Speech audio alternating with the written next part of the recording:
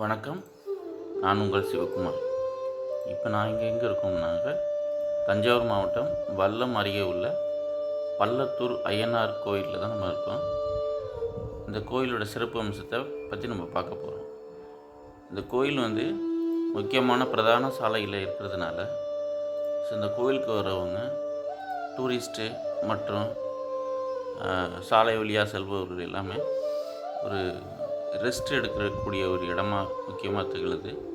So இங்கே அகலமான விரிந்த நிலப்பரப்பு கொண்ட இந்த கோயிலில் ஓய்வு எடுக்கக்கூடிய மரங்கள் மற்றும் உட்கார்ந்து சாப்பிடக்கூடிய அளவுக்கு இந்த இடம் இருக்கிறதுனால, ஸோ பயணிகளும் சரி, மற்ற டூரிஸ்ட் வாகனங்களும் சரி, இங்கே ஓய்வு எடுக்கக்கூடிய ஒரு நிகழ்வாக இருக்கிறது. அது மட்டும் இல்லாமல் இங்கே பள்ளத்தூர் ஐயனார் கோயில் அப்படிங்கிற ஒரு சிறப்பு வாய்ந்த ஒரு ஆலயமும் இருக்குது.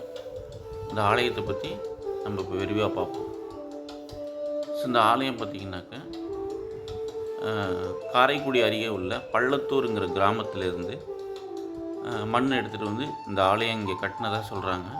ஸோ பழம்பெரும் கோயில்களில் இதுவும் ஒன்று. இங்கே உள்ள ஆலயங்கள்லாம் சிதைந்து போனதுனால இப்போ புதிதாக எல்லா ஆலயமும் கட்டி கும்பாபிஷேகம் பண்ணி அனைவரும் பார்க்கக்கூடிய ஒரு ஆலயமாக நம்ம திகழ்ந்துக்கிட்டு இருக்கு.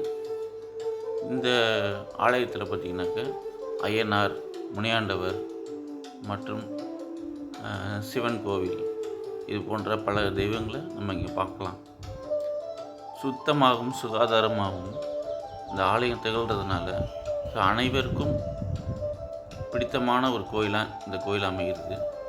இதில் சகல வசதிகளும் கூட இந்த கோயில் இருக்குது. குடிநீர் வசதியிலேருந்து, குளிக்கிற வசதியிலேருந்து அனைத்து சௌகரியங்களும் இந்த கோயிலில் பண்ணியிருக்காங்க. ஸோ இந்த கோயிலை நம்ம சுற்றி பார்க்கையில் நம்ம ஒரு கிராமத்து கோயிலுக்கு வந்துருக்கிற மாதிரி ஒரு ஃபீலிங் தெரியாது. ஸோ அற்புதமான சிலை அமைப்புகளுடன் கூடிய, அதே சமயத்தில் நல்ல பராமரிப்புடன் கூடிய இந்த கோயிலை நம்ம பார்க்கும்போது ரொம்ப அழகாக இருக்கும். இந்த கோயிலில் இப்போ பார்த்துட்டு இருக்க இந்த கோயிலில் பார்த்திங்கனாக்கா மிகப்பெரிய அரங்கமும் இருக்குது. ஸோ இங்கே விசேஷங்களும் வச்சுக்கலாம். நம்ம காதணி விழா மற்றும் திருமண விழாக்கள் கூட இங்கே நடத்துகிறாங்க. அது மட்டும் இல்லாமல் பெரிய பெரிய நிறுவனங்கள் அந்த நிறுவனங்களுக்கு தேவையான அந்த விசேஷ நாட்களையும் இங்கே கழிக்கிறாங்க.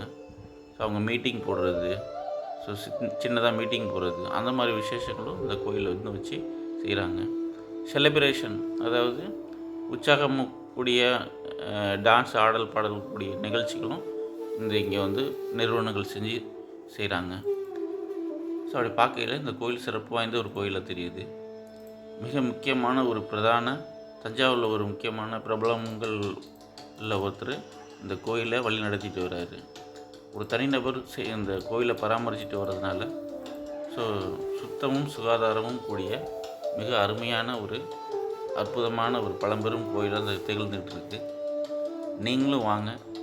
இந்த கோயில் எங்கே இருக்குனாக்கா, தஞ்சாவூர்லேருந்து வல்லம் போகிற வழியில்